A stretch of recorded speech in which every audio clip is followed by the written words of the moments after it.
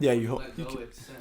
It's done. No, you No, can you you gotta hit can a cancel button. it if you want. Oh, Yeah. for real? Yeah, so when it's done, it sits there, and then you could like exit out or send. Bro, the other day I tried that with Bella, and like I let my finger off. It's and like then I love you. Oh shit! I got just sent I love you. damn. Yeah, no. You hold it, and then you get the chance to not send it. Yeah. I did a lot of that. I'm like, I don't like that one. I gotta restart.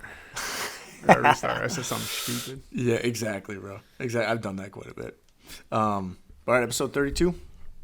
We're going to talk about, I'm moving your mic. We're going to talk about the real estate market. We've been going for a little while, which is okay. We've been navigating a difficult market, which is what we're going to talk about.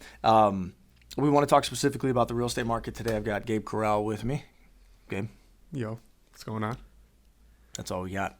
All right, have a good day. We'll see you guys there. So episode 32, we're going to talk about the market and what's going on in the real estate market and changes. It is very quickly changed, right? Everybody was used to 2020 and 2021 and 2022 a little bit, about half of the year. We had about 2.5 years of what we're referring to as the anomaly years or unicorn years, and where interest rates were 2% and 3%, and everybody could afford any house, and prices went crazy. And so now we're in a completely different world where there's a lot of fear about the economy. There's a lot of overall global fear, right? There's multiple wars going on. There's a lot that's going on in the world that affects economics here in America as well as housing. And so we want to talk about a couple different things in regards to the real estate industry. And we're going to start with the first story that we've got coming from Mortgage News Daily. So Mortgage News Daily is where we actually get. Mortgage News Daily is a daily mortgage survey where they take surveys of people who are getting mortgages on a daily basis, and they take that data and they put it in these beautiful charts to keep everybody up to date on what's going on with mortgage interest rates. And this story here from Mortgage News Daily, the Mortgage News Daily rate index officially hits 8% on a 30-year fixed mortgage, the highest in 23 years. They said our rate index has rapidly growing in popularity and exposure in recent years because it was timely and because of the accounts of upfront costs in a way that other single number indices cannot. Basically, they're able to get a daily survey. Other companies like FHFA or organizations and Fannie Mae, they usually get a weekly. Some of them get a monthly survey. They get a daily survey. So every single day we can look. And actually, yesterday, it went up to 8.03%. So it ticked up a little bit again. And interest rates, this is the biggest conversation that we've been having about the market with clients, anyone looking to buy, anyone considering selling.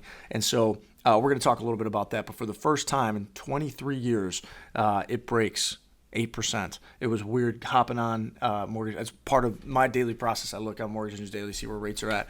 I'll usually text Chad Cryle and say, hey, man, what the hell is going on? And this one here, it was weird seeing 8%. So let's talk a little bit about like what are our clients doing right now as far as people who, because at the end of the day, people still have to move, right? People are not moving now because for fun. They're not moving now because rates are low and because they can sell their house for a crazy amount of money. People are moving because they have a very strong desire or they have a need, right? Deaths, divorces, relocations. We always use diplomas, diapers, right? The D's, death, divorce, diapers, diplomas, right? People graduating, leaving their first home, going to the second, they got kids, relocation, whatever it might be. So those people who are moving, which we're working with a lot of them, it's just a tougher market to navigate. So Gabe, what are you seeing with your clients as far as buyers, sellers? How are you navigating this? How are your clients navigating this? What's the advice that you're giving to clients, and how do we work with people who still have to move, buy and sell during this period of time? What's your advice? Well, we all know people are still, like you said, people still have to move. Is there as many now? Definitely not. But people are still doing it. And there are some things that we have been able to help them kind of get their interest rates down. Some people are negotiating credits at the closing table with the sellers, and they're able to use those credits for a buy down. That's a big one. I know a little bit more people are looking at new construction just because they actually have, lower interest rates when you're buying from the builder directly, which is helping some people. I've helped people do that as well. Yep. But with the interest rates high, everybody thinks that, prices are going to come down. And I will say, compared to I mean, I haven't been doing this forever, but compared for, where I started, it seems like there's a little bit less multiple offer situations.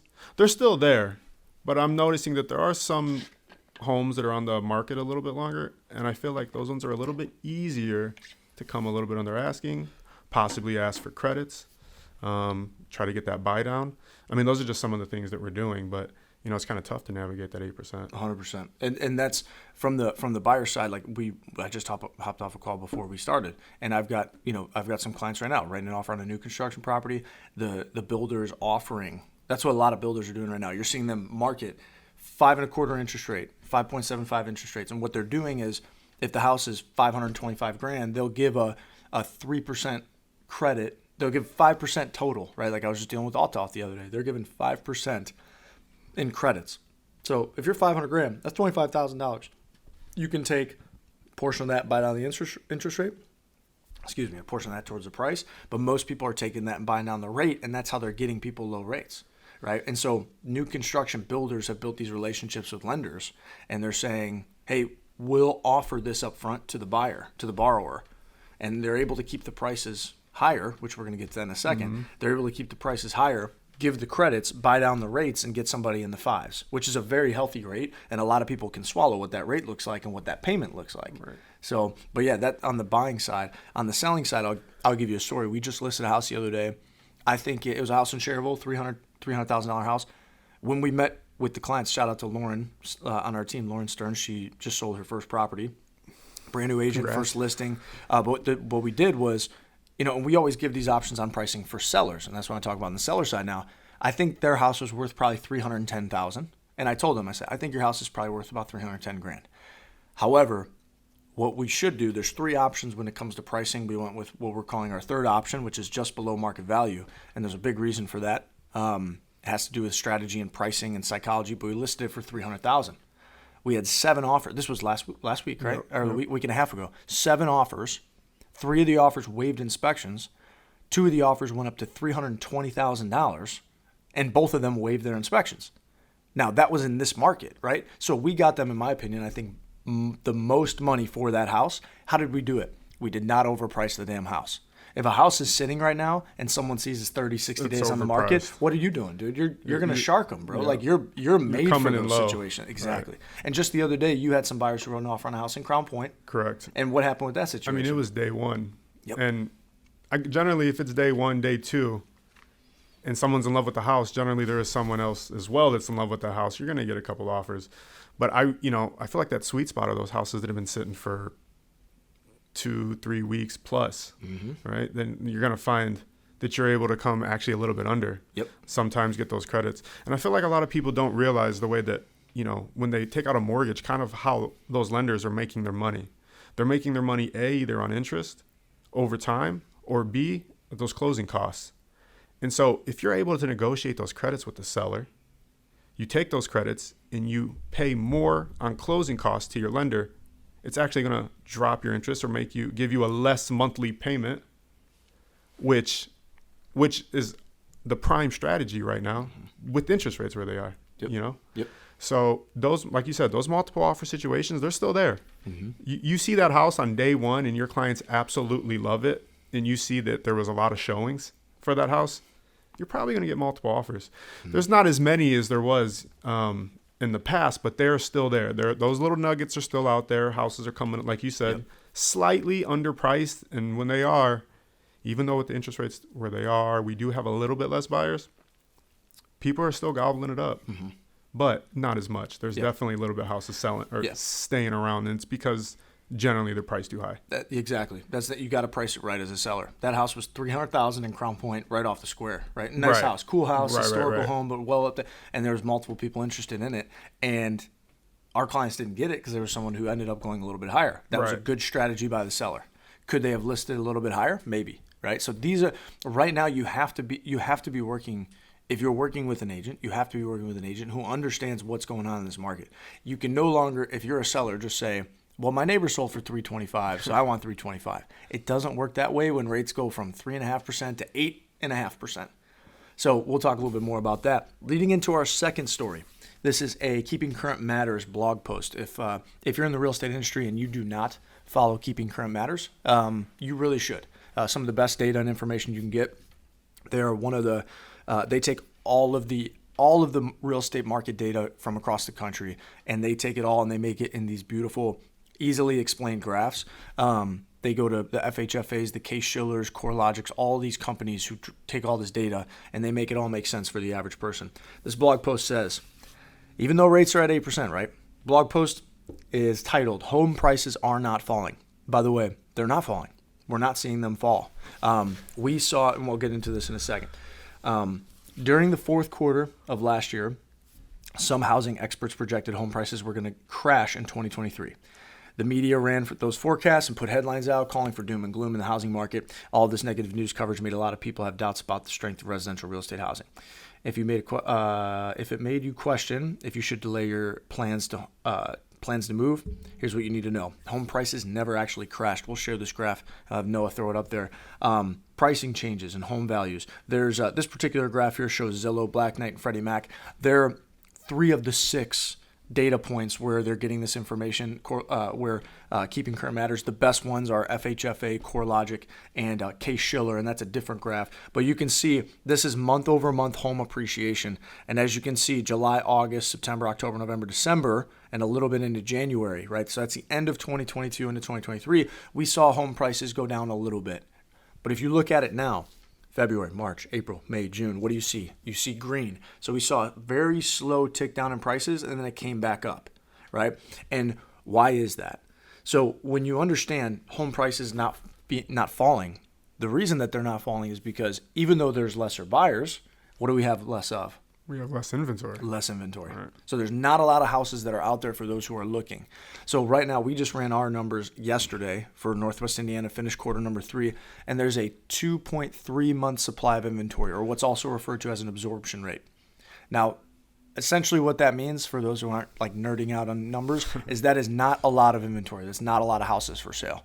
So even though rates are at 8%, prices are still not falling. This data shows you that there's a month-over-month appreciation, and actually in 2023, the numbers show that the month-over-month appreciation is higher than the annual average of over the last 49 years, meaning homes are still appreciating, not nearly at the numbers that they were in 2020, 2021, and 2022. Thank God. However, the problem we now have is affordability. We got interest rates at 8+%, and we have housing prices not going down. Right? And we'll get into one more story after this. But, I mean, that is a recipe. The biggest problem we have in this business right now and in the real estate market is affordability. What are your comments? No, absolutely. I mean, you just look at what the average, to buy the median house today, I think the average payment on that has gone up to $2,800. Over $2,800. Which is huge. Crazy. I mean, you look at this at the exact same time last year, the average payment was $2,200. Yep. Which, that's a $600 increase year over year, $600. Big difference. But when you look at even 3 years ago in 2020, we have almost doubled. I believe in 2020, around this time, the average house payment was under $1,600. That's right. Yep. You fast forward 3 years, and now we're looking at close to $2,900. We've almost doubled, which is absolutely insane because we know wages have not gone up that fast. Mm-hmm. I believe year over year, wages have increased about 5%. Yep.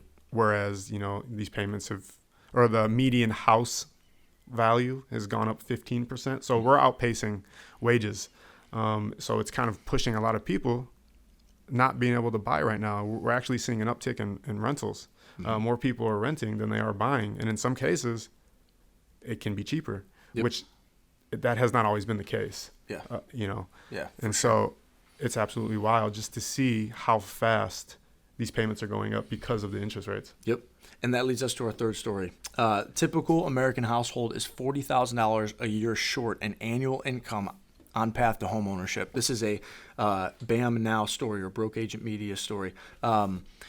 So according to a Redfin report, shows home buyers now need a household income of $115,000 to afford the median priced home, which is roughly $420,000. That's the median sale price in the United States. Now I'm going to relate this to Northwest Indiana, and I'll run numbers on that in a second. But housing availability is at its all-time worst. Skyrocketing mortgage rates and home prices that are slowly climbing, largely due to low inventory. That's the reason for it all. Like, we wrapped all this up. And like Gabe just said, the required household income is up 15% year over year, while the typical wage grew up roughly 5%. So the biggest issue we have in the real estate market right now is simply affordability. And that's why you're seeing a lot of buyers buy new construction, because the builders are saying affordability is the problem. We'll keep our prices here, but we'll give you a credit. And that allows their affordability to stay low and keep them in those low fives, mid fives, upper five rates, which is a very healthy rate. There's a different debate to have here, which is the fact that the Federal Reserve is overcompensating. They're overcorrecting, which is typically what they do. That's a whole different conversation, a whole different debate. And there's too much data that shows us that interest rates will come down. However, that data was actually out here earlier this year, and we said the same thing. Right? We said the exact same thing. That data was out there before. The spread between the 10-year and where Federal Reserve or where the Fed rate is at, all of that showed us, yeah, rates are going to come down. And then there was things like the war in Ukraine, and that caused more spending. And then there's things like everything that's happening in our country. And even though inflation is down, right? We talked a lot about inflation, and now all of a sudden inflation is down where the Federal Reserve wants to see it, but they're still raising interest rates. So they said when we see interest rates, or excuse me, when we see the inflation numbers come down, we'll lower interest rates. They've done the opposite. They came down, now they're raising interest rates. Right? So all this being said, nobody knows what's going to happen with mortgage rates. There's significant data that shows that they will come down.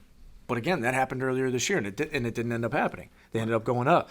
So all that being said, Gabe shared with you guys some of those numbers, the changes in what it takes for the annual household income in the United States to afford the median home price of $420,000 with interest rates where they are is roughly $115,000 in annual income, household income, which is crazy. We'll share these reports with you guys so you can see them. Some other places that, you'll see increased areas. You need even higher median income areas like Miami. You need $143,000. Newark, New Jersey, which is right by New York, right? $160,000. Bridgeport, Connecticut, which is like Fairfield, Connecticut, very high-end area, $183,000, right? So some areas across the country, obviously you need more money. Let's relate that to Northwest Indiana, though, okay? Now, these numbers, they did not say in that article how much was someone putting down, what was their mortgage rate. I think they ran it off the average mortgage rate of almost 7.5%. So I reached out to Chad Crowell, said, hey, Chad, I need you to run this through. What does it look like in Northwest Indiana? So I'm going to run these numbers for you guys. Follow me along here for just a couple different areas. So first off, in Lake County, the median sales price in Lake County was $247,900. That means with an interest rate of 8.5%. Chad gave us 8.5%, so we were very conservative on these numbers, and only 5% down, okay? So if you have equity, you own a home, you're going to have a lot more money down.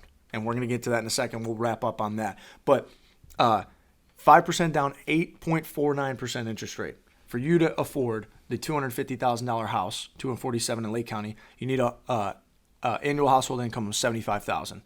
Porter County's median price is $306,000. Annual household income of $84,000. In Crown Point, Center Township or Winfield Township. So if you want to be in Crown Point schools, the median sales price was $330,000.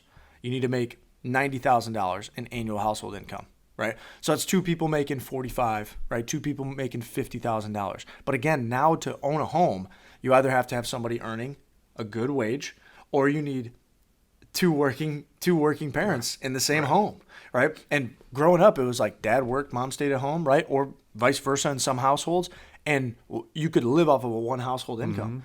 Unless one is making a lot of money, it's going to be tough, man. It's going to be tough in this world, in this current market that we're in at 8% rates with prices where they're at. However, the good news is, and the point that I'll get to the point in a second. Winfield, median price in Winfield's $390,000. Most people don't realize that, but Winfield actually, most years, their average sales price is over $400,000. Which, by the way, the two top markets in Northwest Indiana are for sales price are St. John and Winfield. And that's historically been the way. As long as I've been in the business for 10 years, I've tracked these numbers every quarter. It's always Winfield, and most people don't realize that. But $110,000 in annual household income. Again, 5% down for 8.49% interest rate. Valpo, median price, $325,000, $90,000 in income. Chesterton, $338,000.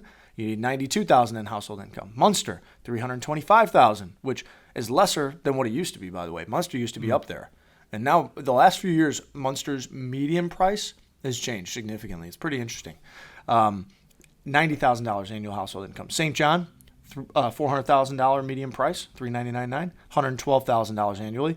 Lowell and Cedar Lake, median price $320,000, $88,000 in annual household income. So now these numbers, I think, are inflated, again, because Chad's given us 5% down at 8.5% interest rate. So we're being conservative on that. The point I'm trying to make is that we should be grateful to live in Indiana because it is significantly more affordable than many other places. Now, wrapping all of this up, who are the people, Gabe, that you think should have the opportunity to take advantage of this market? Who are the people that can take advantage of the fact, or maybe interest rates don't affect as much, right? Who are the people that you see should, or if they have a desire to move for whatever reason, that you think could take advantage of the market? Well, there's a couple groups. I know we're high interest rates, but people still can take advantage if they're in the right situation. For instance, if you have cash, obviously cash is king, as they say. But if you're not dealing with interest rates and you have all cash, you're able to probably find some deals because you're not competing with the financing, and obviously you're just unaffected by the interest rates. Or let's go with group number 2, somebody who bought, pre-pandemic, which now if you bought anything pre-pandemic, you have equity in your home and you're able to. And how much did we increase over those 2 years? Was it close to 25%, I believe? No, over 35% in Northwest Indiana. Okay, over 35% in Northwest Indiana. So obviously, we got this huge, everybody put in quite a bit of equity, and they're able to pull that equity out, put a larger down payment, possibly buy down their own rate with their equity. Or negotiate those. They have that seller buy their rate down, right? Right, yeah, just like we were talking about. Yeah, exactly. Right? I feel like we could do that with everybody, but specifically if you have equity, it's putting you in a much better position. Let's talk about a third group, and maybe not a lot of people are talking about this. They're saying that right now we're like at record high for consumer debt. And what does that mean? That means that there is a lot of people who are maxing out their credit cards right now. And as we typically know, credit card might be the worst debt that you could possibly have because of how high the interest is. We're over here talking about 8% interest on a home, but when you're paying 25% interest on a credit card, I would argue that that's worse. So let's take this group of people who maybe they have a little bit of equity in their home. They bought pre-pandemic, but they have a lot of consumer debt. Maybe they have $25K in credit cards. Maybe they bought a new car and they're paying that. Maybe they still have student loans, right? What if we were to sell that home, take that equity, pay off all those debts, pay off your car, pay off your student loans, pay off your credit card debt? What is that going to do to your monthly payment? You just knocked off all those payments, right? So now, if you're moving up on a home, you might actually still be paying the same per month as you just paid off those other bills. You'll have a higher mortgage, but you just paid off the rest of those bills. So it's possible that you could still move up in this market and be sitting pretty. You might go up a little bit. But that is another group that could still take advantage of this. That right there is that was golden, because if you're somebody that's got those debts, and let's say your monthly bills are $5,000 a month, yes, maybe your mortgage is only $1,800 of that, but you have all these other bills. And yes, maybe if you sold your current house and took your $150,000 in equity and paid that stuff off, maybe your mortgage goes to $3,000 a month, but you lost those other bills, right? And maybe your lifestyle actually ends up being less expensive with an 8.5% mortgage rate, and you get the house that you want. It's possible. That's where if you're somebody that's got good equity and you've had to take more consumer debt, you can get out of maybe the first-time homebuyer house that you have or the second house and get to the next one that you want, the more space that you want. Yes, your mortgage is higher, but you get rid of all the crappy consumer debt that you have. That is freaking golden, dude. That's such a good point. Now you got to manage your debt, right? If you can manage your debt and say, I've got other debts, I got to pay these off. If you don't have other debts, then maybe it's not a great idea, right? So it's not the best market to buy in. It's a good market to get good deals because there's not as many people buying. But that doesn't make it the best market to buy in because it's the least affordable. But if that was good stuff, dude. If you really think about that, you got to look at your whole picture and all of your debt and consider, hey, if I've got $150,000 in equity, what could I do with that? I could still put 20% down on a $400,000 house and use $50,000 and pay stuff off. I mean, think about that. So that's something that you should really consider. Talk with your real estate professional about that and see what's my house worth? What equity do I have? And what can I do with this? That's a game changer, dude. That was good stuff. Anything else? I guess lastly, I mean, I should have touched up on this because you were talking about, earlier when everybody was not everybody, but, the big guys were projecting that we were going to see declines in prices. Well, there was a lot of headlines that went out. And I know that there's still a lot of people out there who saw those headlines that are thinking, well, prices are going down. I better not buy just for that simple fact that the market's going to crash. Well, there's a lot of negative headlines. And I guess my last point is, whatever you see, talk to a real estate professional who knows what they're talking about just to go over what you're hearing. Are prices going to drop?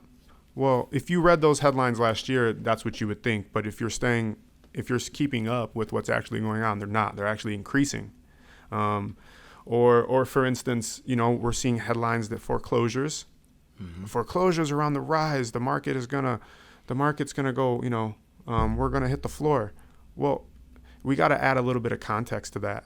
We're coming out of a couple years where it was almost impossible to be foreclosed on.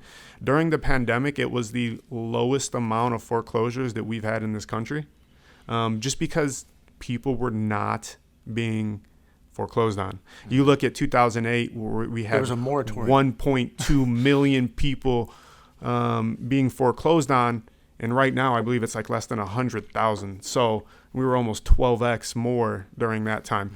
Are foreclosures on the rise? Well, compared to our baseline of having almost nobody being foreclosed on, sure, it is on the rise, but it's still historically lower than the previous 20 years. So I guess what I'm trying to say is talk to a real estate professional when you see something negative in headlines about real estate, because generally they're missing context, and a lot of times it might not even apply to you. So I guess, that was kind of what I wanted to end it on. Yeah, watch out with headlines. Now, are things amazing? No, they're not amazing. It's Absolutely a tough market. But there's always going to be hyperbole in the media. So talk to somebody who does this full time and pays attention to this stuff. There's a lot of phenomenal agents in our market. We're not the only ones. There's a lot of phenomenal agents. But that's our take for this week. Hope you guys appreciate that. We'll link in, I think the KCM blog post, I don't think we can put in there because of the fact that it's technically a login. You have to have a subscription, but we can share some of the data on that. We can share the graph on the actual video. And then the other two are some articles we can share for you guys. So appreciate you guys. Thank you for listening, and you guys have a great day.